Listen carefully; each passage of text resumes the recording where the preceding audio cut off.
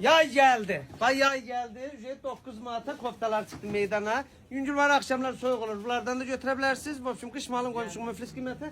Koftalar konuşun 9 Mart'a. Bunu dəstə deyin. Gel buram. Tamam. Sen Lacoste'den bundan haber varsa ben çopa yoğlayam da ama. Ama da ne kadar indi orijinal 3-5 manat satmağı 9 satmır ama gelin bunlardan 9 manat Ayaqqabılarımda alın. 25 manat var. He. 25 manata da bile geçe ayakkabılar. Keyif gelsin. Babacım kopyası şimdi bir günlerim o çıtaylar bizi aktarıcı vermesi yazdı. Neyse da indi. Ayaqqabıdan da boluq gəlin. O derler çıtaya bir söz dersen seher günü çıkardır sırası ha.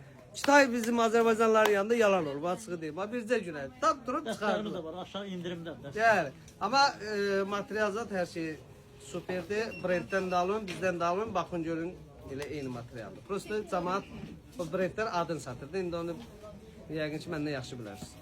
Durun Fərqi gəlin, yox, qəşəngsənə eyni geyinin, keçinin. Aşağı düşüb bir ələngə də yesəniz daha yaxşı olur.